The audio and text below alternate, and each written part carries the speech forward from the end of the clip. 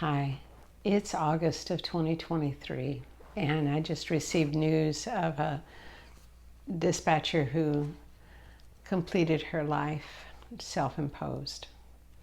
And I wanted to share with you, as your 911 virtual chaplain, some thoughts that I've recently come across about the act of suicide. They come from a book called Bruised and Wounded, Struggling to Understand Suicide, and the author is Ronald Rolheiser. And I'll be reading from the book, and so bear with my lack of eye contact at times. Suicide hits us so hard because it's surrounded with the ultimate taboo. In the popular mind, suicide is generally seen consciously or unconsciously as the ultimate act of despair, the ultimate bad thing a person can do. It shouldn't surprise us since it goes against the deepest instinct inside us, our will to live. It goes on to explain understanding suicide more compassionately won't take away its sting. Nothing will except time. But our own long-term healing and the redemption of the memory of the one who died can be helped by keeping a number of things in mind. The first thing is suicide in most cases is a disease, not something freely willed. The person who dies in this way dies against his or her will.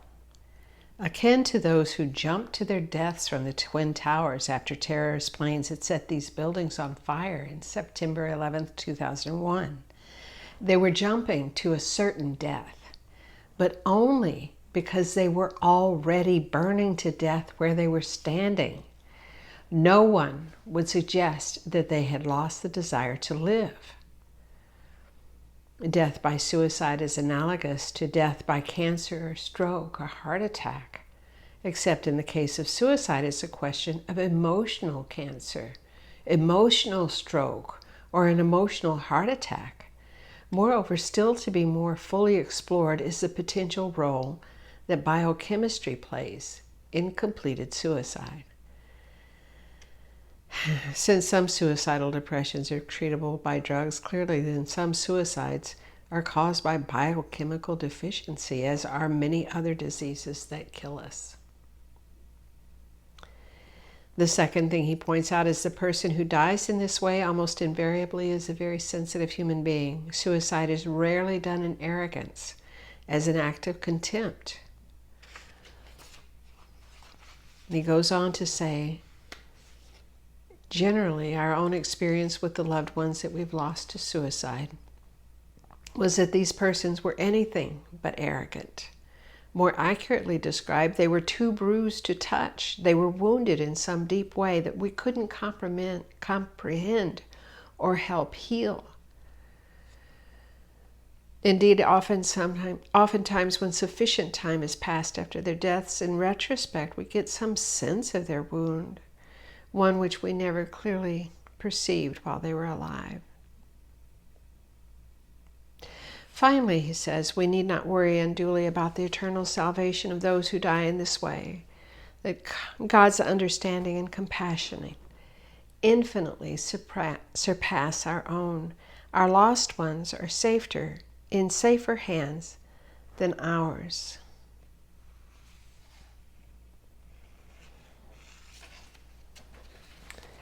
I hope that these words somehow bring you some comfort if you are experiencing the aftermath of someone else's completed suicide. If you're having suicidal thoughts, I want to talk about that just a little.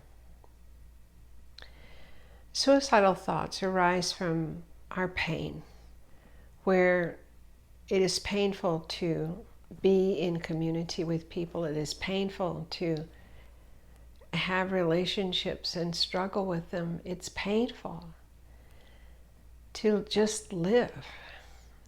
And these thoughts arise. And one of the ways that people think is they'd be better off without me. Or I just can't take it anymore.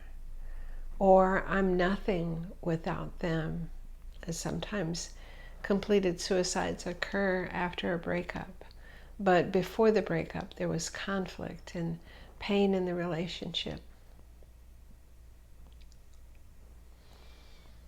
If you're experiencing thoughts, the idea of suicide, I want you to please find the self-love, the self-will to reach past the pain, reach past the shame, reach past the fear.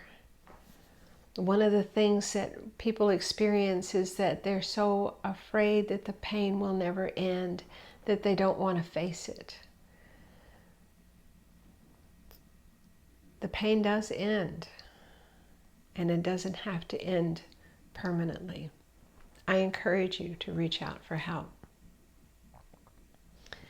If you are in an agency that has experienced a catastrophic loss, like a colleague's suicide, or another traumatic death of a colleague, or even traumatic deaths in the community, and you feel that you're suffering the after effects of grief, I encourage you to reach out to me.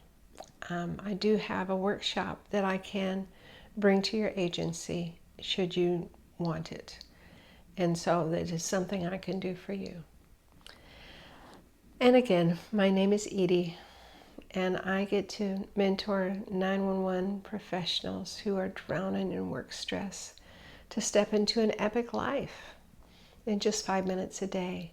And by epic, I mean one with energy, peacefulness, inspiration, and connection, because I believe those are the things that we all want. So follow me and listen to what I have to say. And if you've experienced these things, my heart is with you, and my prayers are with you.